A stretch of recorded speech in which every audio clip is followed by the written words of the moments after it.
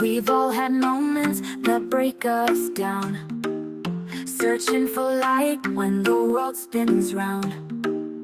But in those cracks, the purpose is born, a new way to live when the old is torn.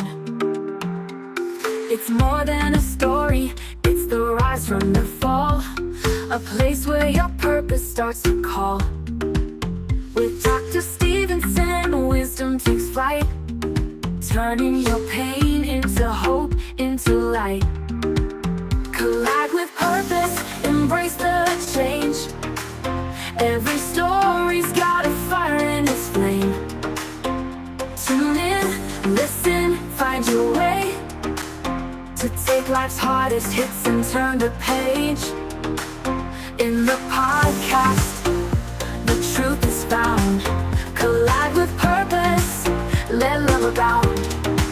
From heartbreak to strength, the lessons unfold. It's about how we rise, not the stories we've told. Guests with their journeys, sharing their light. In every collision, there's power in sight. It's more than a talk, it's the wisdom we gain through every struggle, through every pain. With conversations that open the door to purpose, to power, to so much more. Collide with purpose, embrace the change. Every story's got a fire in its flame. Tune in, listen, find your way to take life's hardest hits and turn the page. In the podcast, the truth is found. Collide with purpose, let love abound. So come as you are, with your scars and fears. This is the place where the truth appears. Turn your trials into stepping stones. Find the strength to claim your throne. Collide with purpose, embrace the change. Every story's got a fire in its flame. Tune in, listen, find your way to take life's hardest hits and turn the page. In the podcast, the truth is found. Collide with purpose, let love abound. A collision with purpose, your journey starts here. In every conversation, we'll wipe away fear. Find your purpose, let your life ignite. With Dr. Stephenson, you'll find your light.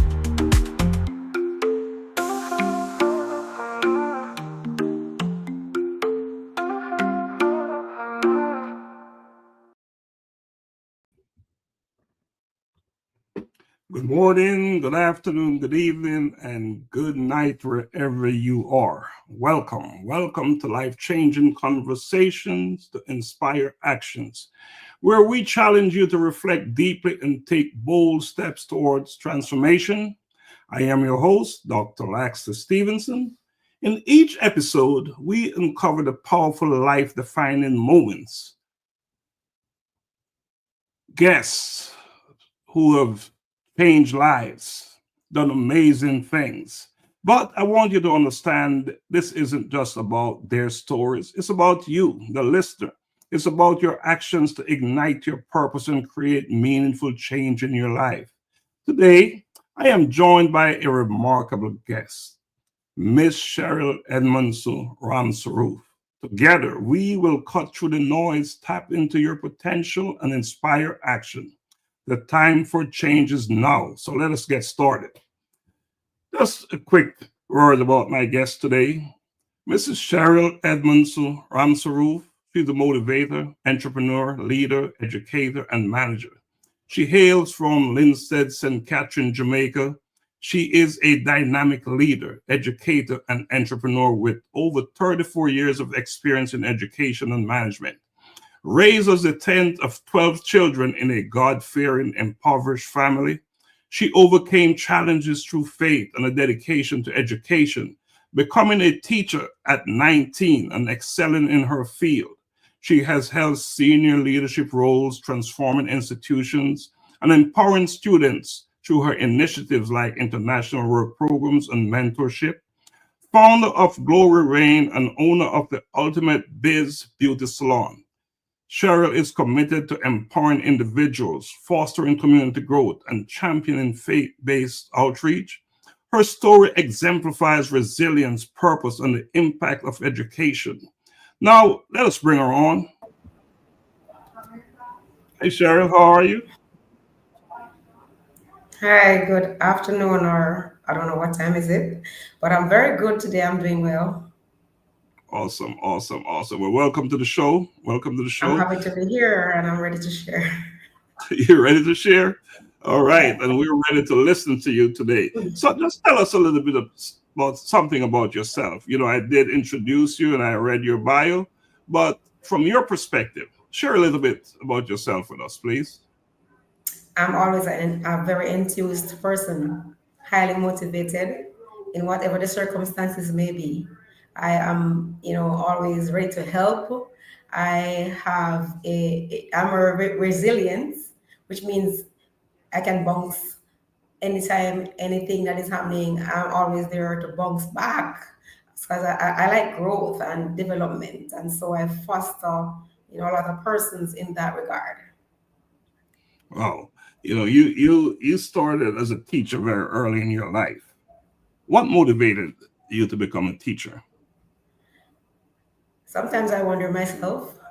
However, I didn't want to be a teacher, but because of poverty, I believe it was the least expensive way to go. I really wanted to be a hotel manager, which I did after all.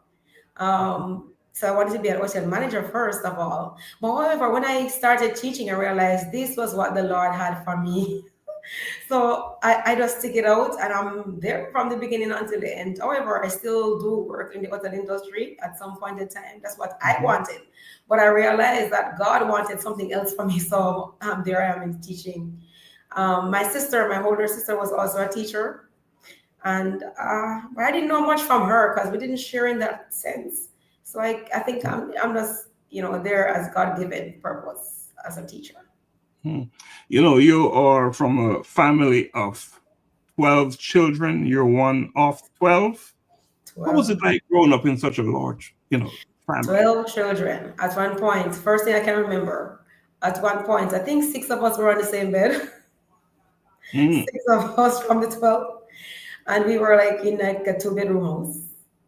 Then we had three bedrooms after that. And it was difficult because my parents both were not working as like a set job. They would have done, things like a little farming here and there. And my mother was like, at the time, they call it a dressmaker. So she was like a seamstress, so she would have made maybe uniforms and stuff like that for students, but that was all there was. So we lack a lot. There was not enough food, but we had lots of fruit trees because we lived on like a 3 acre property. So we had fruits, and that was what caused us to be living now. We had fruits, and we had, I can't remember this one. We had cows, so we had cow's milk. Mm. So I think that was what caused us all to stand, in that sense. It So was there was difficult. There was there a was lot al- to it. there was always food on the table, and There's always food. much of It it was, came from the earth, from the ground where you live and you produce it, right? Through farming, you had your cows and you had milk and all that good stuff. yeah. But one thing your parents did, they emphasized education and good values, despite the financial struggles. No matter How what, they would have asked us to go to school.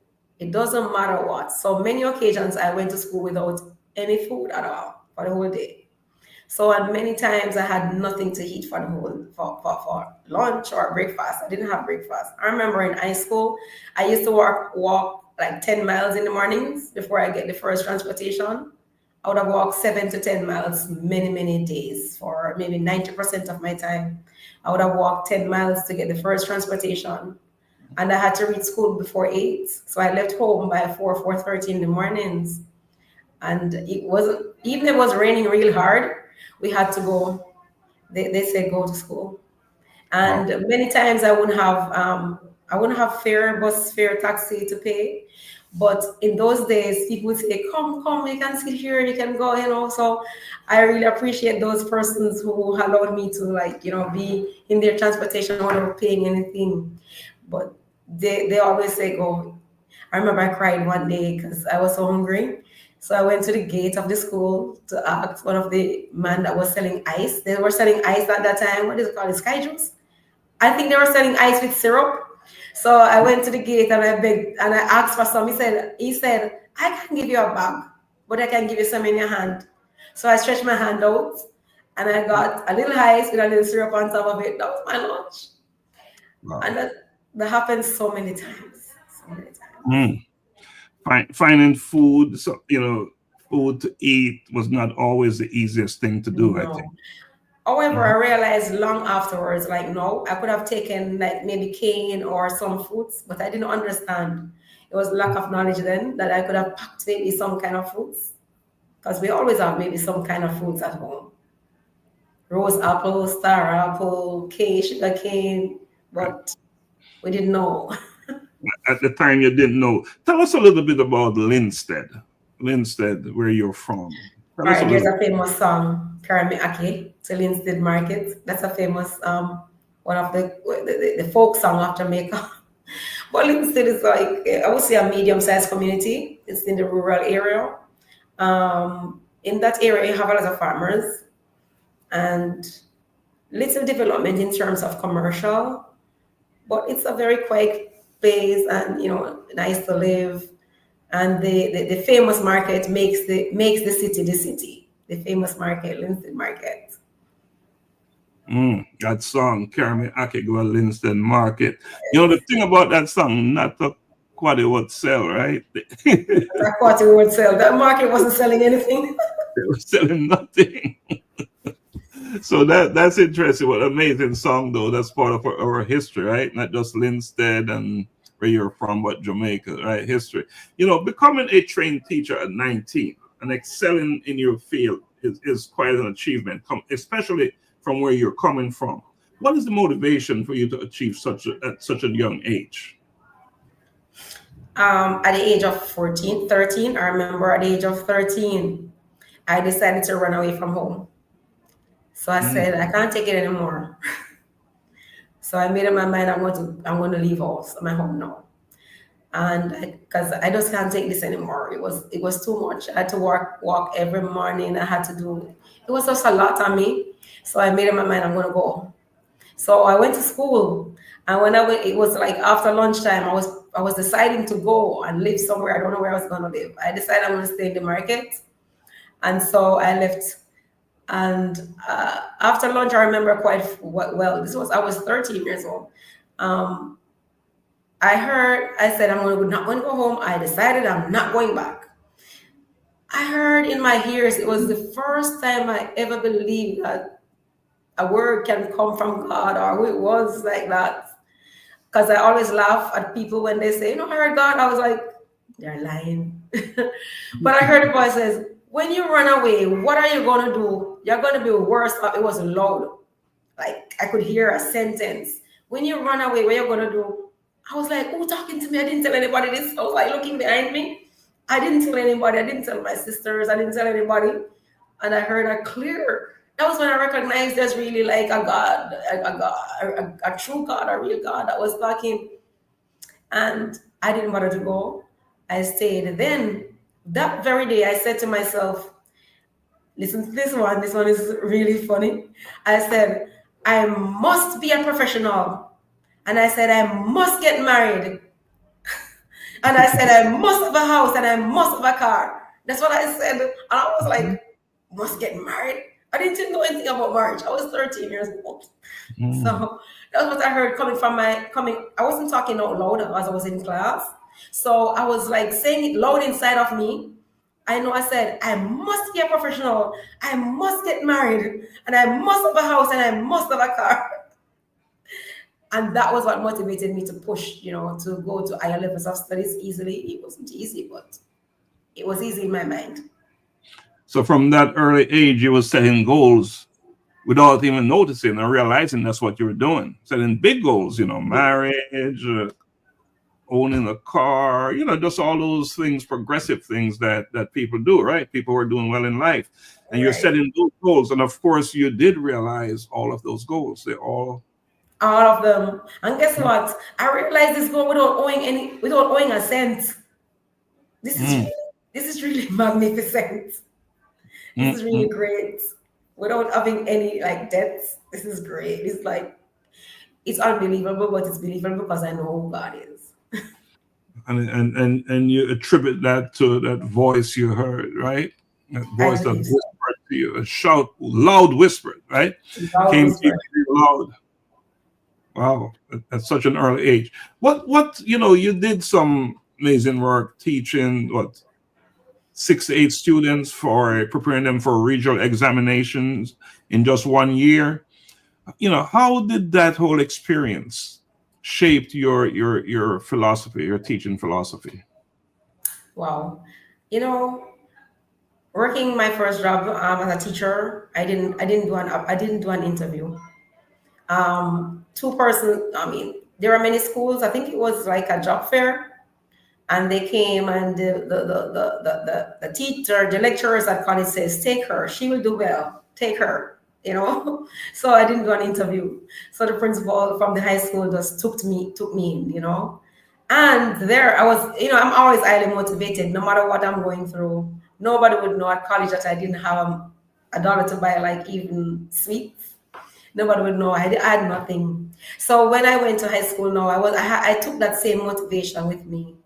And when I went there, I was like, the students are not doing regional exams. All they're doing is local exam, which doesn't take you anywhere.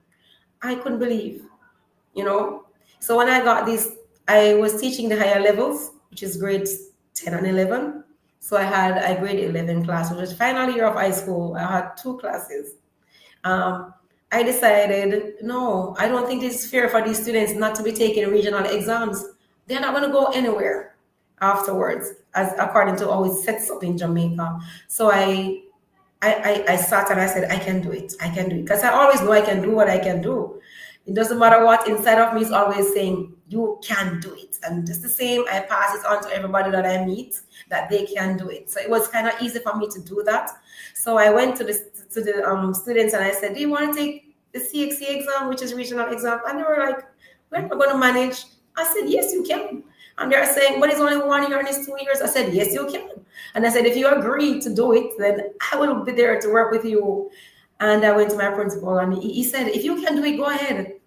You know what I did? I taught context reading. I taught morals. I taught attitudes. And then I taught content. So I had to take it from scratch because the community in which the school is, that it was like the school was called I think it was like baby mother school, because every young people who goes to the school will have gotten pregnant by the age of like 14, 13. And so there was a stigma attached to the school that nobody goes anywhere, nobody makes it.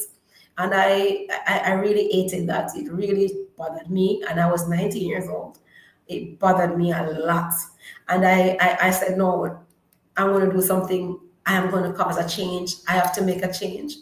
And I taught the students, but guess what I did then? I couldn't do it now, I don't believe. I took the students home where I used to rent. I rented this 1 bedroom, but I had a long back veranda, porch. And I had the students there on Saturdays, going through work on Saturdays, sometimes Sunday evenings. But the school didn't know this. And so that's what I had them there. I also had them in the evenings at school. So I had them morning, noon, night, weekends, and everybody passed the exam. Only one girl failed one of the exams. Mm. Only one of the 68 didn't, huh? Right. Wow. And so you had to take some extraordinary measures. You went beyond the parameters established by the school. You And did it things. was fun. You know what we did? I prepare meals for them. I cook for them on weekends Mhm. because they didn't have anything either. That was the amazing part. And we all sat on the floor, we didn't have chairs. So we were all sitting on the floor, going through work. I was excited. What are the implications? What if the school had, you know, officials from the school that discover that this is what you're doing? Wow.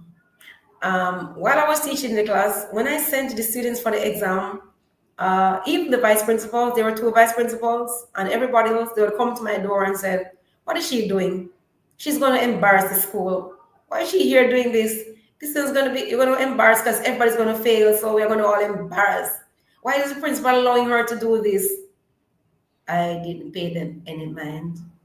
They will be at my they'll be they will have been intimidating me. They'll stand at my door. I saw this many, many times. They'll come at my classroom door and they will stand there and talk about me for an hour or 40 minutes. And they will say, "What is she doing? This is foolishness. She's going to embarrass us." I kept on going and I kept on going and I kept on going for the 1 year. And I saw progress. Every step of the way, I saw progress. I saw where the students could make a sentence. So every day would have like make sentences with words from the content.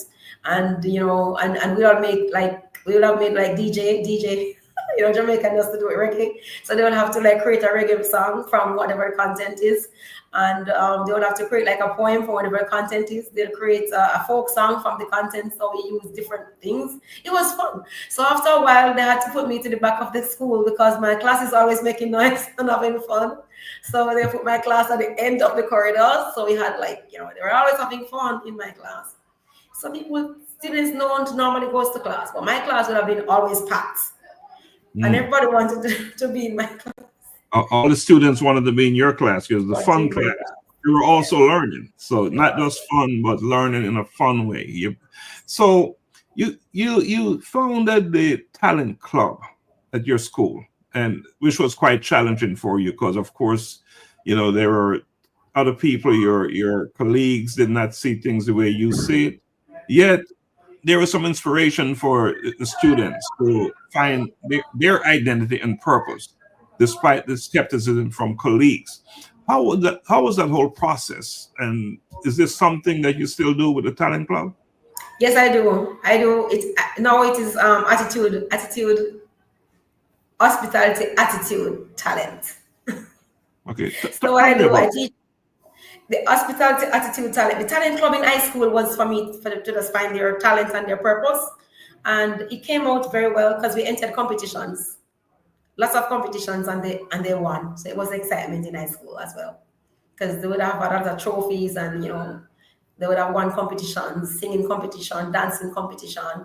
They would have learned to be a host. For sure, I taught all of that because I was also involved in training Miss Jamaica. I didn't mention that in my bio, but when persons were entering missing the parishes, I was a trainer as well as a designer for them. So I trained them and designed the persons who enter Miss Jamaica and so forth. So I took that in the high school as well, where we had a competition for Mr. and Mrs. whoever the high school is. So that was one of part of it. So they learn a lot of leadership roles and responsibilities. So currently I do hospitality, attitude, talent, which means I am a part of the hospitality industry. And I realized that students are like very fearful, they are timid, they lack knowledge in terms of the industry, and they don't know how to get out there to be excellent in the industry, because you have to have that kind of attitude in terms of bringing it in the industry so you can make it on top, because you have to be sociable. Number one, you have to be able to socialize, and you have to be able to communicate right. And so I teach them how to do all of this. I see persons who have come from rural areas where they couldn't even talk a sentence. They can't speak a word. And I've taken them out of that altogether, change that mindset, change that way of thoughts, and take them into where they want to go, because I would have showed them. And so that's why I would have mentioned that I will take them to the hotel. I would have connection with the hotels. And in these hotels, I would go there and say, these are students who are, impoverished and they can't afford. So I would have made, great communication with them. And then I will take over 100 students to the hotel and let them experience the feeling of being in a hotel. And that, of course, changed a lot about them. They get to experience, and it's all-inclusive hotels. So they get to experience all-inclusive. It was like real good for them. And I continue to do this. Where do you find 100 students who are willing to take this on? And is this a paid service, or this just some volunteer work you're doing? This is pure volunteer work, pure volunteer work. Sort of, these students are at the college where I am currently, and the club would consist of the students doing the associate's degree and the bachelor's degree, and I would have a few that are doing the certificate program, which is the heart program. And so the club consists of these students. So they will learn to speak every day. We have learned to host a function. So every week, every Thursday, we have this club. So they will learn to set up a buffet, because we have free buffet with whatever it is, sandwich, stuff like that. So they learn to set it up and let it look real, like they're out there. So they learn the hands-on from inside. And so that when they go out, they know how to appreciate. The students are from all over Jamaica, I believe, not all over, St. Catherine, Clarendon, yes, because we are in Portmore. Right. So primarily from St. Catherine, Clarendon area. That's where the students are.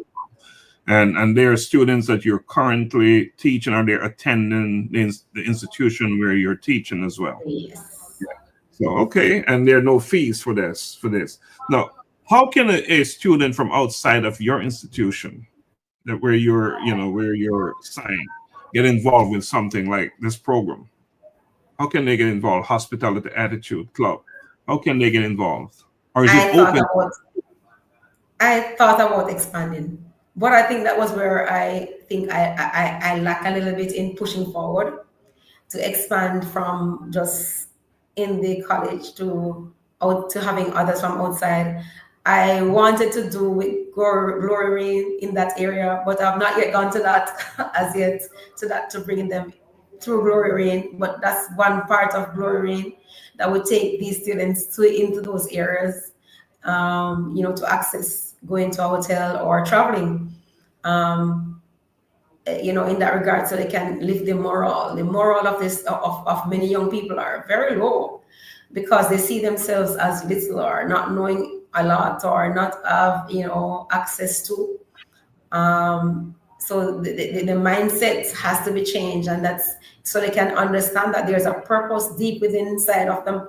And that's what I really dig deep into, letting young people know that there is something good in everybody.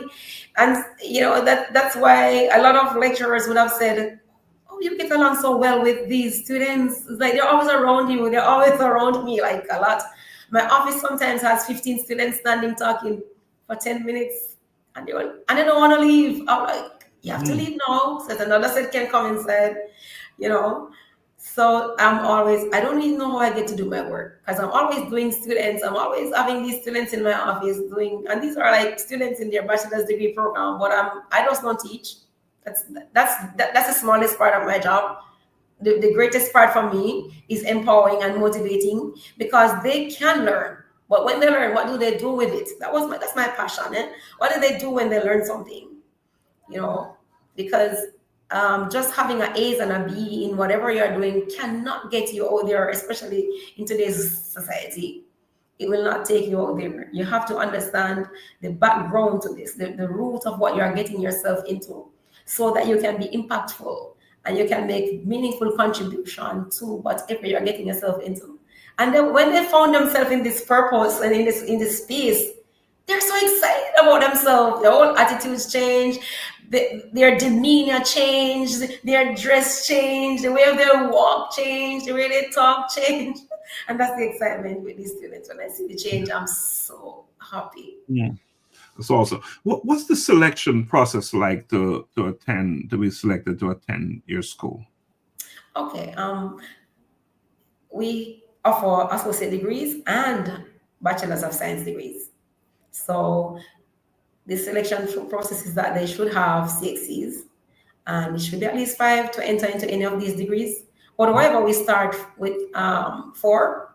because it's a community college. So we must be able to help them from the roots up. So we allow them to start with 4, but they must do the next one during their studies.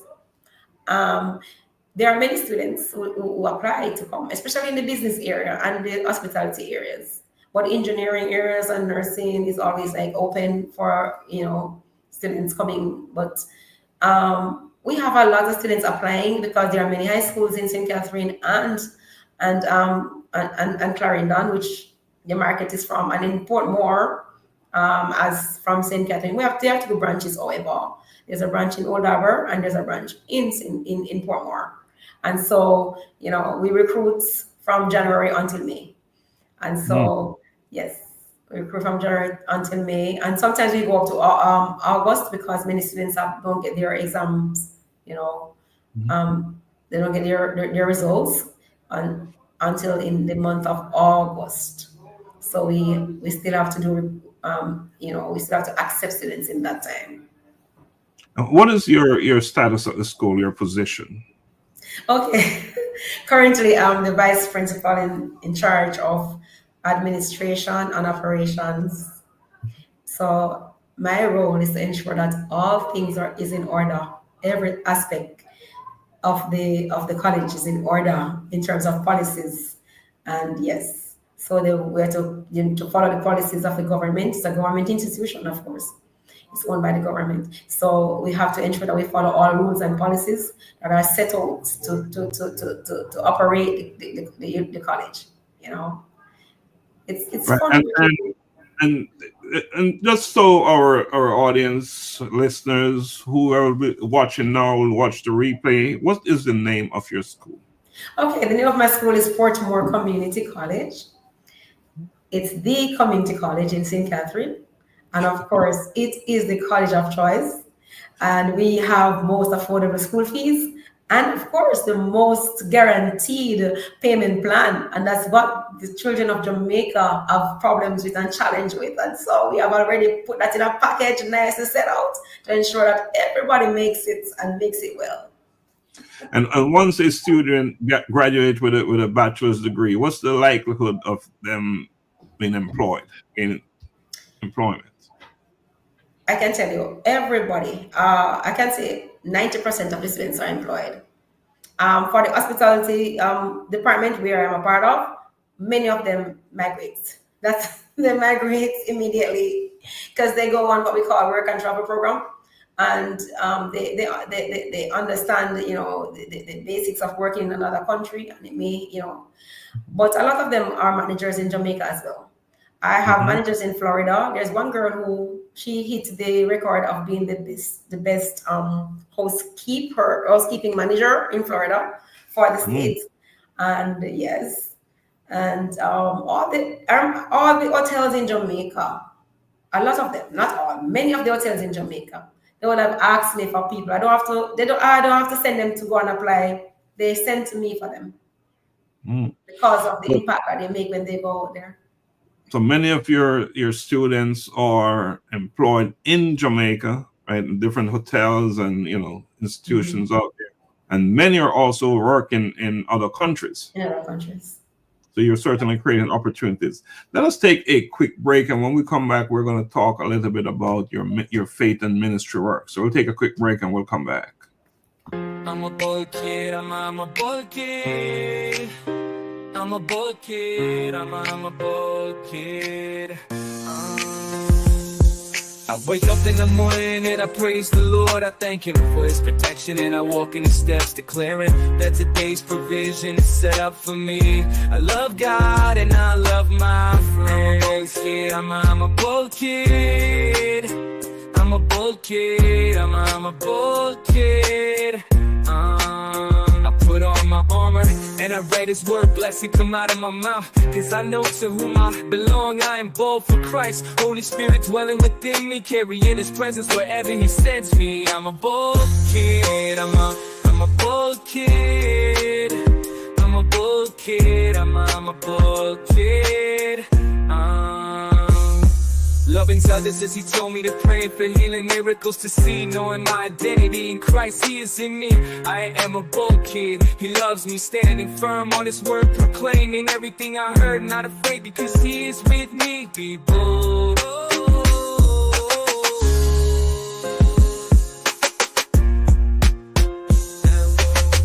I'm a bold kid, I'm a bold kid, I'm a bold kid, I'm a bold kid. Put on my armor, and I let his word blessing come out of my mouth, because I know to whom I belong. I am bold for Christ, Holy Spirit dwelling within me, carrying his presence wherever he sends me. I'm a bold kid, I'm a bold kid, I'm a bold kid, I'm a bold kid. Right, welcome back to Life-Changing Conversations. Today my guest is Mrs. Sherril Edmonson-Ramsaroop, and she is here to impact actions. Welcome back, Sherril. Let's talk a little bit about your work, your faith and ministry work. You know, faith has played a significant role in your life and career. Can you share how your faith helped you navigate challenges, the things that you've had to deal with, you know, and how it has helped you support your daughter's education? God is good. God is good. I know He is. I believe I go back to the what I shared at the age of 13, that I realized that there is a true God at the age of 13. You know, when He spoke to me. So I stayed in track of serving that God from then. However, yes, I was sidetracked. You know, when you go to college, you easily get sidetracked at some point in time at college. So yes, that was there. Not a big time, I wouldn't say, just a little bit. And so I've been serving God for a long time. And I remember, I want to share quickly my faith. I understand faith from growing up without nothing and moving on to, you know, even where I am now. I know it's just God and faith. I went through this, you know, very, very, very, very, you know, it's a challenging time. But it was, for me, it wasn't that much challenging because I understand who God is. So at one point in my teaching career, I was not very long ago. I think it was like 20, I don't remember, 2020, maybe 2019. No, before it was COVID, yeah, before COVID. So it was before, maybe 2018. I went to the doctor for my regular checkup, you know, and it was like, oh, you have to come back, do this test and all that. I got this test. It was like, oh, there is signs of cancer. Cancer is there. So I went to do my next test. So when I did the next test, they was like, okay, there are signs of cancer. And the doctor was like, and I realized you have to do, you have fibroids and it's dangerous and you're going to have to do a surgery right now. So you need to call your workplace, call your health service immediately and go up to University of the West Indies. I have to make an appointment now to remove the fibroids. That's what the doctor said to me in maybe 2 minutes. I was like, how can you just tell me this like that, you know? But this was when I started attending a faith-based church. I was a part of the Baptist Union first, and then I think the Lord moved me. I didn't try to move myself, and so I was like, how am I going to manage this? And I said, I've learned that there's no way you can do surgery and chemo. So I was like, how is this going to happen now? Eh? But I grabbed onto myself immediately. I don't know how I did it. This is not me. Immediately, right in the doctor's office, I said no. And I said it bravely and boldly. I said no. And I did not. He said, go to the hospital now and make an appointment. I didn't go. I took myself out and I went. It was like upstairs. I went downstairs. I went in my car and I go straight to work. I head straight to work and I worked for the rest of the day. I did all my work and I blocked it from my mind immediately and I went to work that day. I went home and I didn't say anything to my husband because I know he would have maybe died before the day ends. So I know the type of person, so I didn't tell it. So I went to my God and I said, Father, it is impossible for your daughter to be diagnosed cancer and for a boy to be removed immediately. And I said, God, I'm relying on you. And I left it there. I didn't go back on it. I didn't go back to the doctor. I didn't go anywhere. So this was like coming on to Good Friday. So on Good Friday night, I was online because I didn't start it. I was online with a ministry in Canada. So I was online. It's my niece church. It's my niece church. So I go online to church. So I was online, and the pastor was preaching, and he said, just as Jesus rose from the grave alive, he said, there are many of you who are in a dead situation, and you're going to come out alive in 3 days. I said, that's me. So, and I left it there. It was like 2 o'clock in the morning, and it was like Good Friday. On Sunday morning, when I woke up, I couldn't walk. I couldn't walk to the bathroom. I had to like almost creep on my hands to get to the bathroom. My back was so much pain. And so when I went to the bathroom, it was so much pain all along, but I didn't say anything to my husband all along. So when I take my time and I went to the bathroom, basically crawling, bending down low as I could because I couldn't walk straight at all.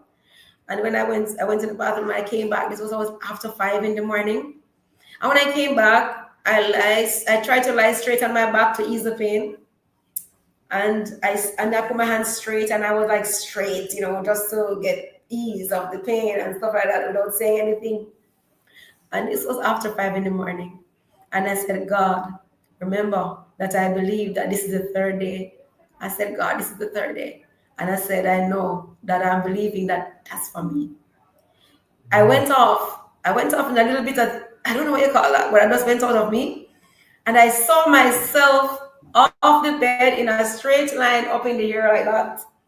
I was like 3 feet. I was 3 feet off the bed. I saw myself in the air, 3 feet off the bed. And then I saw myself going back down on the bed. No, before I saw myself in the air, I feel a touch. I feel something slap me on my tummy, on my belly area. And it was so cold. It froze. It was frozen. It was so cold. I was frozen.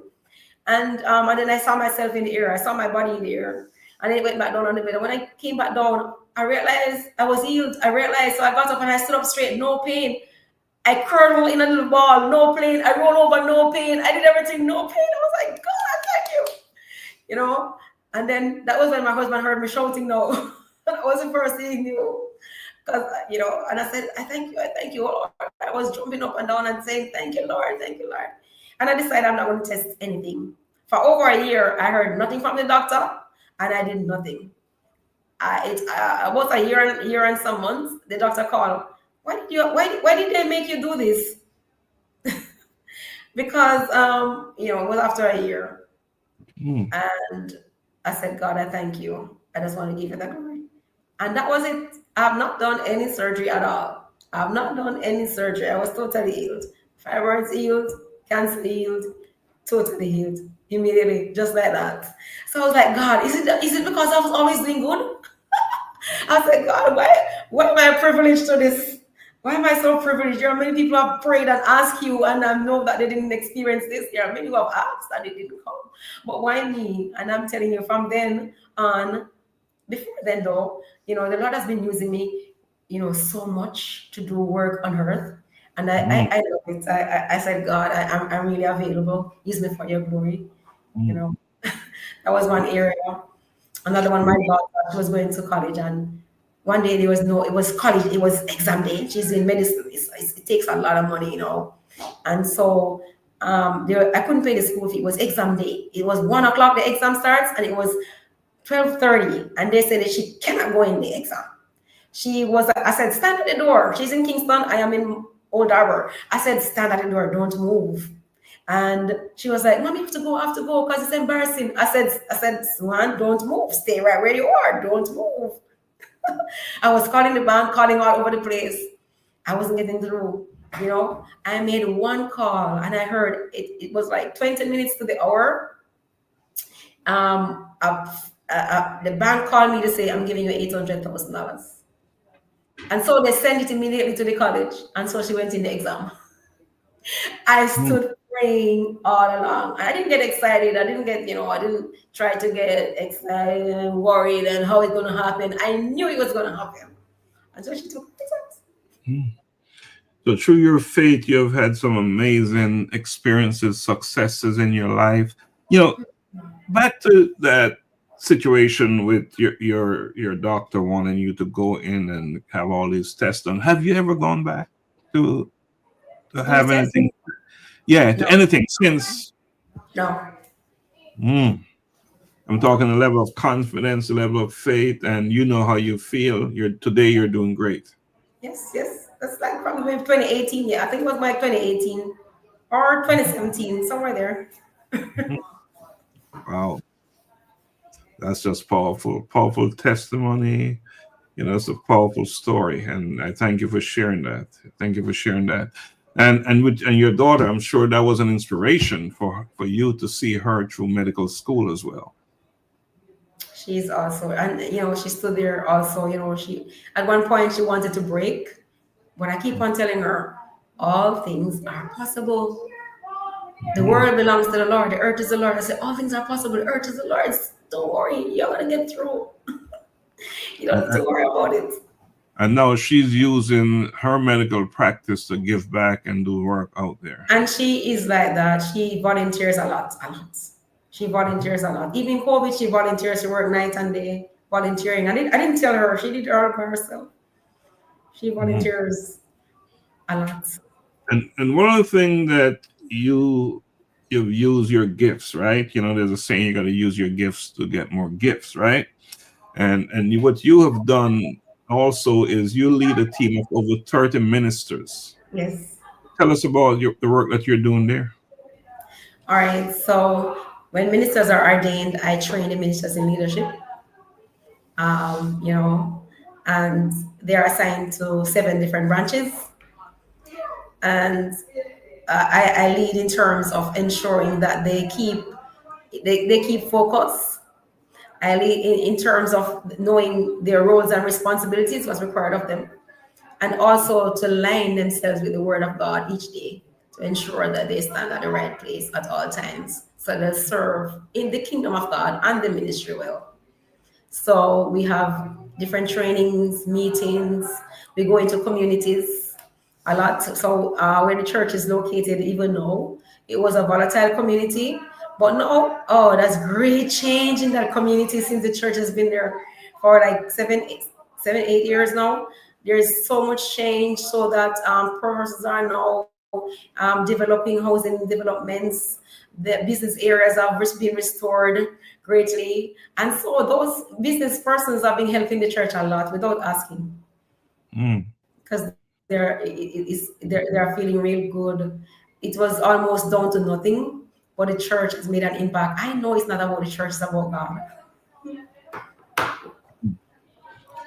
You know, Yes. I have my challenges balancing my time, because I'm having the personal life, I'm doing my charitable work and my professional life, and you are very busy. You're very busy. You're doing a lot. You how do you balance your situation? One, I am always excited about what I'm doing, so it's passionate. I'm passionate about what I do, and I organize. I prioritize and organize and put things into perspective as much as I can. And added to this, I even do counseling. I do a lot of counseling, individual counseling, a lot. And I prioritize. I have days for when I do mainly work for church or for school or for charity. I will have a plan, and I work with the plan as much as I can. However, I don't know what the energy is just there. It's just going, going, going. Because I still have to do my family, and I do spend time with my family. I do spend that time, but I make effort to ensure that I stick into the time that I have planned as much as possible. You know, and I have a lot of children. I have a lot of children that are excelled. They become my children, especially from Glory Rain. They call me Mama Sherril. So from Glory Rain, everybody call me Mama Sherril, right? That's my name from Glory Rain. So Hmm. yeah, I have a lot of, and I have to attend to my children, all of them. So, I remember one of my son, I met him at the age of 44. And when I asked him, what can you do? He said nothing. I said nothing. He wasn't doing anything. He didn't have a dollar. And I said, you can't live like this. And I said to him, he said, I can't do anything. I said, okay, go get a driver's license. So, because he must get the driving or something. You can't just stay there without any dollar, nothing. So he went and he did he got his driver's license, and he came back, and in 2 weeks, a lady came and said, oh, for our catering company, I need a driver for my catering company. I said, here he is. So he got that job in the catering company. He wasn't making a lot first, but then his attitude was so good that he started to do everything for the catering company, everything, the shopping, the everything. So his pay like tripled in like 3 months. And then he owned a car. He could take the vehicle home and go to where he wants in less than 3 months. And then from there, what he learned there in the catering company, somebody called again and said, I need somebody to work in Cayman Islands. And he's now in Cayman Islands working. He owns his own house. He has 2 cars in Jamaica. I'm in charge of the business in Jamaica for him. I take care of his things here, and this is this happens like in 2 years. And another job that you do on top of all the other things, right? Yes. Yeah. You mentioned your initiative, Glory Rain, and I know it's having some powerful impact on individuals and communities. But can you tell us a little bit more about Glory Rain? What is it all about? What inspired you to come up with this initiative? Okay, Glory Rain came in because I saw so many inner city, rural, or people who don't have knowledge. They lack knowledge so much, and that's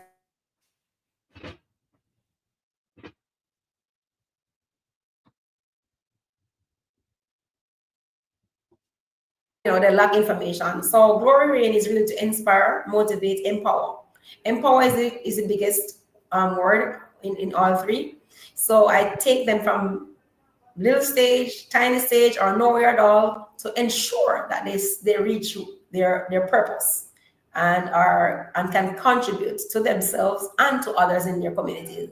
So that's what Glory Rain does. It takes people from the hand to build their faith and their trust, and to ensure they walk in their purpose, and to ensure that they have a destiny. They know where they're going. So that's what Glory Rain does. In almost everything that you do, purpose is a big part, a big piece of it. And so at what stage, in your life did you came to that realization that purpose is so important and to be so intentional? I think I was maybe the age of 14, right after the 13-year-old incident. I think the age of 14, I realized that everybody can do something and have access to things. Sometimes it may not be, know, but I know from then that everybody can make it. And my background, where I'm coming from, I realized from then that I too myself can make it. So I saw purpose in myself then, because I didn't see myself as anything. I was going to run away. I was going to throw myself in the woods, live like cave people. That's what I saw. But it was changing in splits of a second. And so I used that motivation that came from myself. My parents tried, but it was very difficult, but I knew they tried somewhat, to instill in me, go to school. That's all I know. But I was motivated then from the words I've spoken. I spoke this word, I must be a professional. I must be, I must do this. And I saw myself there. I took it on from there. And I think I was inspired by myself a lot. And there are couple of persons that are around me, but I push from there to say, okay, everything is possible and everybody can get something and everybody can make it in life. It's all there for everybody to get. It's there. There is always something behind each person, each individual. There is something inside of you that can make your life different. There's something great inside of everybody. Because if I could look at myself earlier, I would have said, I need to go live in the woods. I was going to live in a cave. I saw myself living in a cave or in the market. That's what I saw. But I realized, oh Lord, I thank God, that there was something different inside of me that I didn't see. And I don't know if I don't hear anybody say it was there, but I thank God that he pointed it out. And so I use this same thing to encourage others to say that there is something great inside of every person. And it may be hidden, or you may know it and not doing anything about it, but it can be materialized. And so it can manifest in your life to let you know who you really are. Everybody need to know, who am I? You know? And that's what came to me. And so I worked hard, but I worked hard, but it was like so, it was so beautiful. If you hear anybody say that they're working hard and it's beautiful, that's me. I work hard, and everybody know it. My colleagues would say she worked hard, but you're like, oh, you look so relaxed. When you manage to be so relaxed, so I'm like, I don't know. I don't know how. I'm just excited about what I do, and so, it brings out every things like that out of me, and I impart it to others, and I take pleasure a lot. Up to 12 midnight, I'll be helping somebody on the phone. 1 a.m. I'll be helping somebody to do something to get somewhere. Yes, I don't specialize. People, oh, you do it. I was like, I don't know. I don't know. In the location where you operate most, where the school is located, what would you say are some of the greatest needs there for students, for individuals who are going to school? What are some of their greatest needs? The greatest needs that I see is lack financial help. Because many of these students would not pay their college fees. I am the one now, because I know where I'm coming from. I'm the one who's always saying, let him go and then pay it, and then try to pay it as soon as they have completed or so. That's what happened to me at college. I didn't pay a cent. I went through my first college without paying a dime, but I was embarrassed every Monday. There will be General Assembly, and the principal will have called my name to say I've paid nothing every Monday. So I'll be in General Assembly, and that's all the students in the college. And they'll call my name, Sherril Edmonson, nothing. I was like, a lot of students went home, but I didn't go home because I knew I didn't care. At this point, nothing bothers me in that sense. I wasn't even embarrassed. And so I went through college not paying $1, but it was not an embarrassing time that people would have called it. But for me, I wasn't embarrassed. I went through, and I paid my school fee after I left college. So I had to pay installments afterwards. It's not even so these days. It's kind of difficult, but and that's me now. I'm trying to help these students the same. So I think financial help, I see that's the major challenge that the students are having in regards. I don't think they are lacking much other thing in terms of maybe food, clothing, shelter, but paying the college fee. Parents don't know how to save towards college bills. So they'll be able to do high school, which is very, limited. You don't have to pay a lot. But when it comes to college, you're paying like 100 times what you have paid at high school, at secondary level. So a lot of parents have not made preparation. And so when they reach this stage, they don't know what to do, including my parents. So, and then I got a scholarship. I went to do Southern New Hampshire University through a part scholarship, and then I got another scholarship, and I went to Birmingham University in England. So it's just my life is just faith-based, and I have to try to give back. is any aspect of the education system, tuition is subsidized by the government of Jamaica at your school? Yes. Currently, if you in the first 2 years of college can be the government pay. I think for us it's like 1/3 of your school fee. 1/3. 1/3. The government contributes 1/3 when you are just leaving secondary level. What about private? For our college is 1/3. For other universities, it may be less than 1/3 according to the amount of college fees. What about private corporations? They contribute any towards education? They provide scholarships? It's not easy. I know there are very few that contribute scholarships. No, very few that we have access to. But they are there. I know there are the banks. Few banks they have been contributing towards that. I know that there are few organizations that does still contribute. to education. So there's some support. The There government. is some support. The government does a lot, you know. The government does a lot, though, but that's again lack of knowledge. I want to be, in the long run, that's what I really wanted to do. I want to, get out of this seat, get out of the office chair, and go into these deeper rural communities to enlighten these people that there's access to these things. I don't think the government will like spell it out so much, but it is there. They are doing somewhat somehow. But there are other opportunities apart from the paying that amount.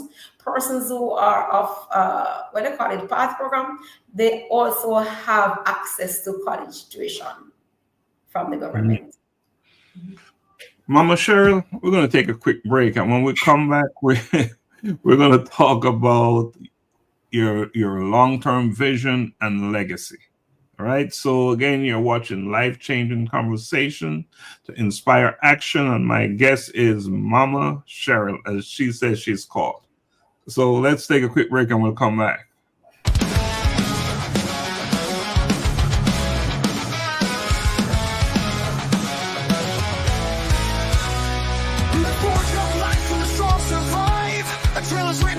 That strive through fire and flame, they find their way, becoming iron where courage holds sway. Becoming iron, and with heart forged in fire, tales of courage and conviction rising even higher, displaying strength in the fiercest fight, becoming iron, shining in the night. Faces the darkest night, the empowered man fights with all his might. The resilient man stands unwavering and strong. The inspired man knows where he belongs. Together they rise, conquering fears, becoming iron through trials and fears. Becoming iron with hearts forged in fire. Tales of courage and conviction, rising even higher, displaying strength in the fiercest fight, becoming iron, shining in the night. Becoming iron, shining in the night. The brave man faces the darkest night. The empowered man fights with all his might. The resilient man stands unwavering and strong. The inspired man knows where he belongs. Becoming iron knows where he belongs. Becoming iron, shining in the night. Becoming iron with hearts forged in fire. Tales of courage and conviction, rising even higher, displaying strength in the fiercest fight. Men becoming iron, shining in the night.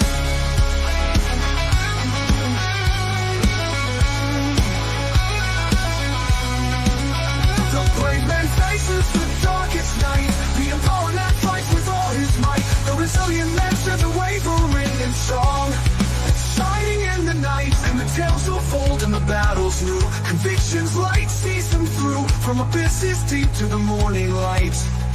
They becoming iron in the endless fight.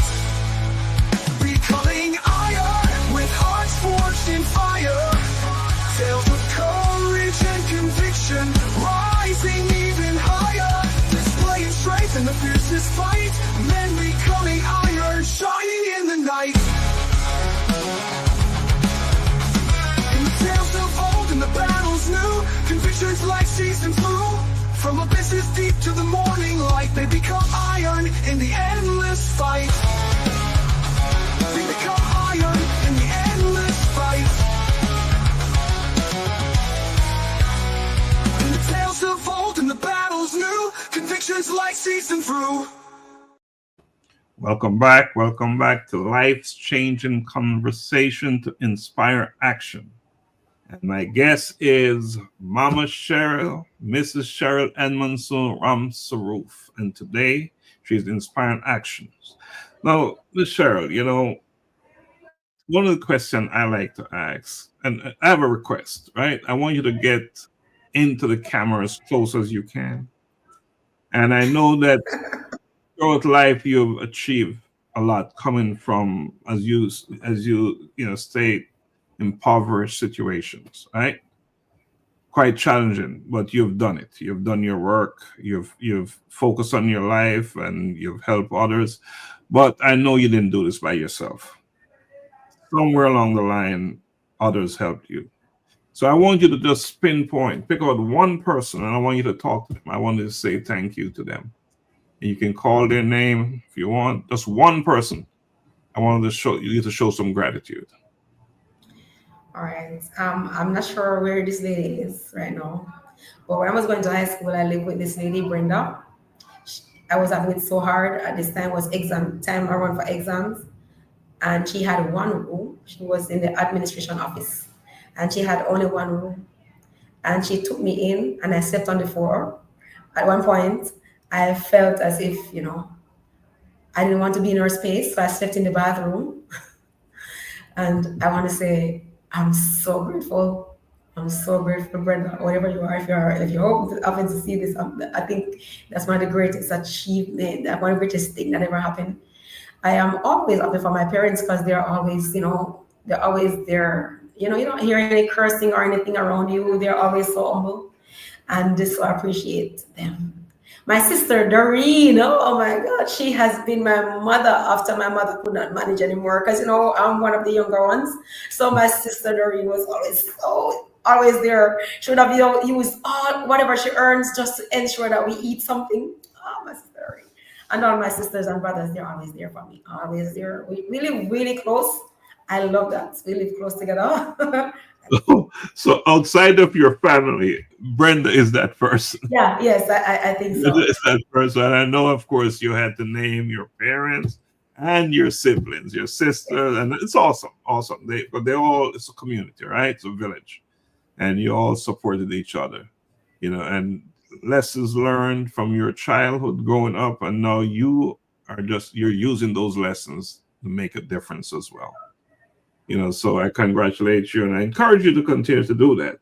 As we're drawing down towards the end of our conversation today, legacy, I want to talk about legacy and vision and yours. So what legacy do you hope to leave through your contributions to education, community development, and ministry? I would like to have a foundation that empowers even teachers themselves to believe in themselves and in the students that comes to them, because every person has something that can carry them somewhere. And not I remember when I just started teaching, it was people didn't have any faith in the students or in the person around them. It bothered me. So I would love to encourage and have this foundation where I can do training, leadership training to let others know that there's something good inside of everybody that can come out to let them benefit their community, their country, and their families. And it can capture all areas. So it would have captured the teaching career, my personal goal out there, and also in the ministry with God, to ensure that the communities are developed, individuals are developed, and the communities are developed, and the country at large. I would also like to help the government in streamlining, like a curriculum that can take care of students who don't really have a learning problem, but they have a background problem. And it doesn't mean that the parents didn't do well, that they can't do well, So that would also be a part of this a move, And I think I'm going to get there very soon. That will. Well, I want to make a suggestion. You want to start a foundation. I want you to start that foundation right now, today, at this very minute. So when this conversation is over, I want to inspire you to do that.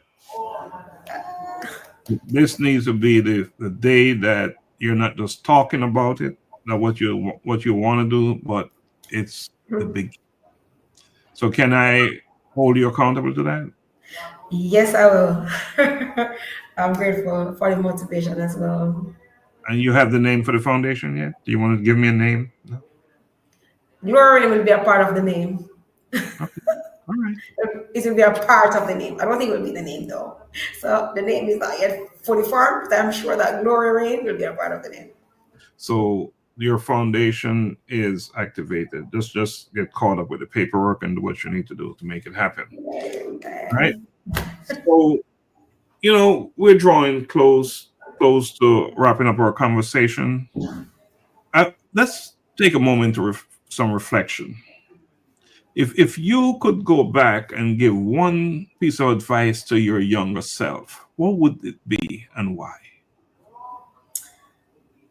Get out there to be, I could have gotten the word to many others. I could have impacted more lives, but I think I was maybe afraid to like do social media, to meet other persons who could have gotten help. I've helped maybe thousands of persons through college and church and community, but I could have reached more in other countries. And that's where I think I would have like changed in that time.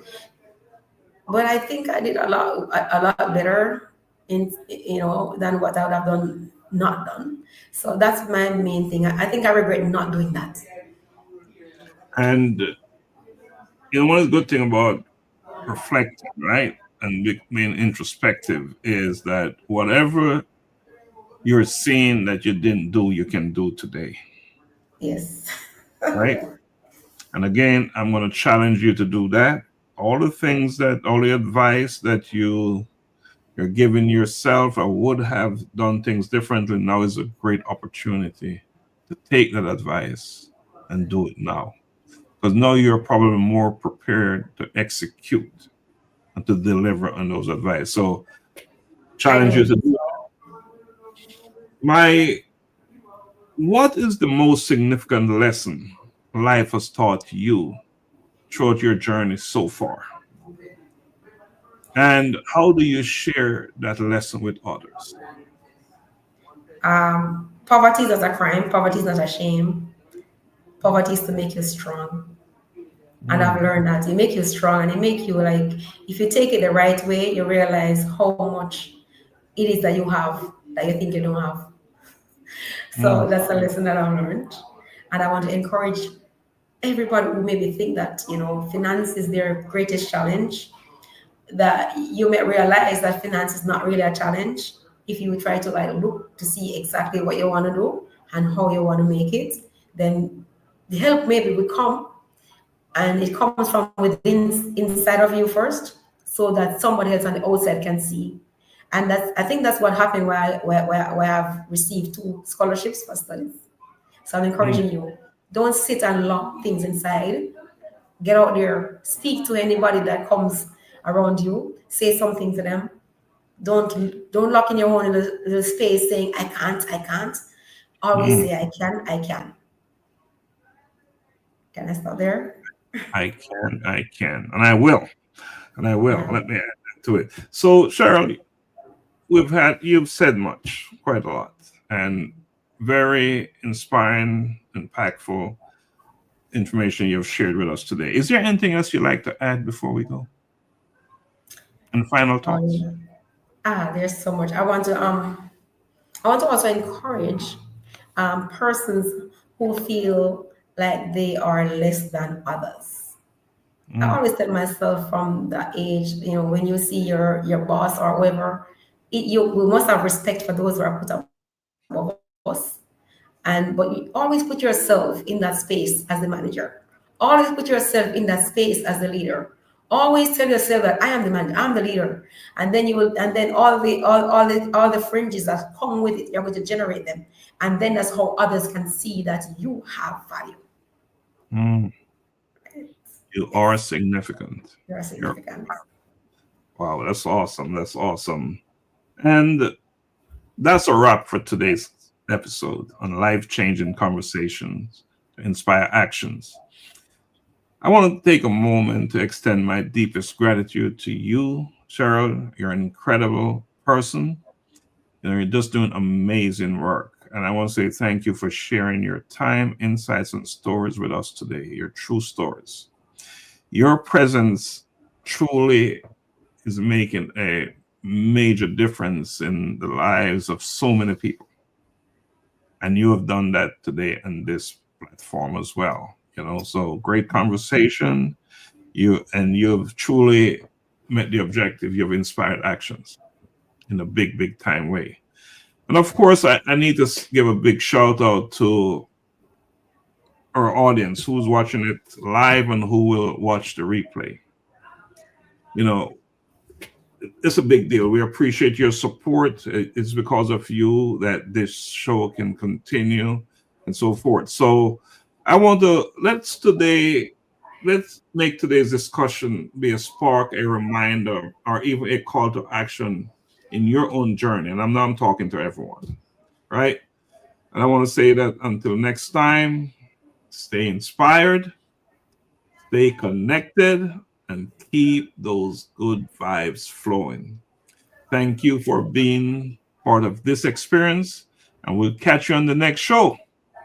Sherril, I ask that you just stay behind for a second as we take a break, and then we come back and have a conversation. All right? I'm a boy kid, I'm a boy kid. I'm a boy kid, I'm a boy kid. I wake up in the morning and I praise the Lord. I thank Him for His protection, and I walk in His steps, declaring that today's provision is set up for me. I love God and I love my friends. I'm a bold kid. I'm a bold kid. I'm a bold kid. I put on my armor and I read His word, blessing come out of my mouth. Cause I know to whom I belong, I am bold for Christ. Holy Spirit dwelling within me, carrying His presence wherever He sends me. I'm a bold kid, I'm a bold kid. I'm a bold kid, I'm a bold kid. Loving others as He told me to pray for healing, miracles to see, knowing my identity in Christ, He is in me. I am a bold kid, He loves me, standing firm on His word, proclaiming everything I heard, not afraid because He is with me. Be bold,